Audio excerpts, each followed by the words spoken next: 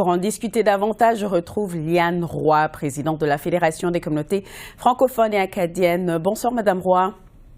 Bonsoir. Alors, dans son budget 2024, là, on a vu le gouvernement fédéral annoncer 26 millions sur 5 ans pour mettre en œuvre la loi sur les langues officielles.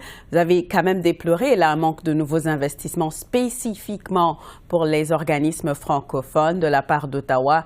Parlons de la pérennité des institutions francophones hors Québec. Qu'est-ce qu'il vous faut exactement comme investissement?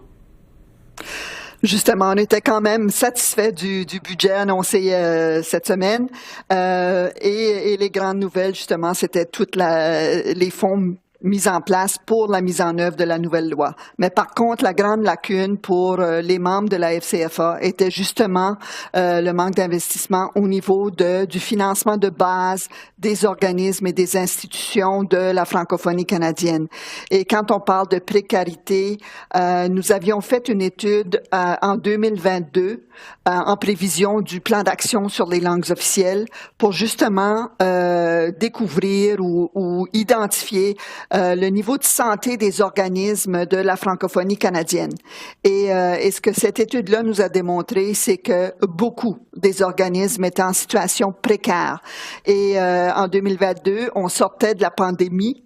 Donc, pour des organisations qui étaient déjà en situation précaire, la pandémie a vraiment donné un coup de barre et un coup à beaucoup d'organismes, dans le sens que beaucoup des organismes, vous savez, c'est des sociétés à but non lucratif et ces sociétés-là, la base est souvent du bénévolat. Et on le sait qu'avec la pandémie, les organismes qui fonctionnaient avec beaucoup de bénévoles, bien, la base du bénévolat est partie, s'est envolée pendant la pandémie, donc c'est à recommencer, c'est à remonter.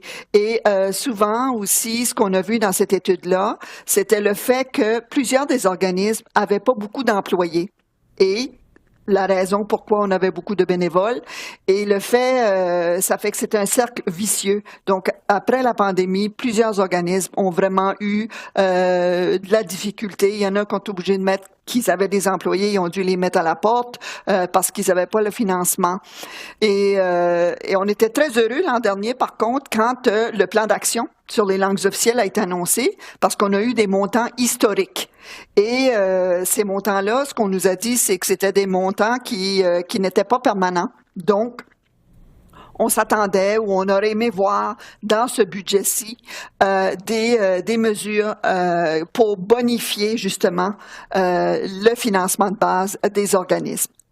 Bon, c'est une préoccupation que vous avez là sur la précarité des organismes depuis un petit bout, même si ça a été exacerbé par la pandémie. Pourquoi c'est toujours le cas? Qu'est-ce qui fait que cette précarité-là continue? C'est le manque de financement, parce que beaucoup d'organismes n'ont pas soit de personnel payé ou beaucoup d'organismes fonctionnent aussi d'un projet à l'autre.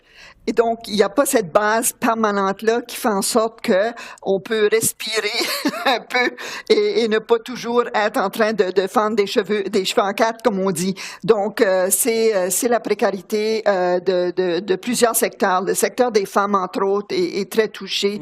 Le secteur de la jeunesse est très touché aussi. Je veux certainement pas parler en leur nom, mais c'est des exemples que je vous donne. Le secteur culturel, comme vous le savez aussi, ça, c'est des secteurs que ils ont besoin d'attention particulière pour être capables de faire le travail qu'ils font si bien. Parce que beaucoup de services que nos jeunes peuvent avoir ou que les femmes ou les aînés peuvent avoir proviennent des organismes dans nos régions minoritaires. Donc, le fait que c'est très difficile et qu'ils sont en situation précaire, souvent, c'est la population francophone qui n'aura pas de service dans la communauté. Vous avez parlé de la jeunesse. On sait que l'éducation est au cœur du développement des communautés francophones d'un océan à l'autre. Il y a des manques critiques en infrastructures scolaires, notamment en petite enfance. En ce qui concerne les investissements annoncés, là, est-ce que c'est assez? Qu'est-ce que vous auriez voulu voir de la part d'Ottawa?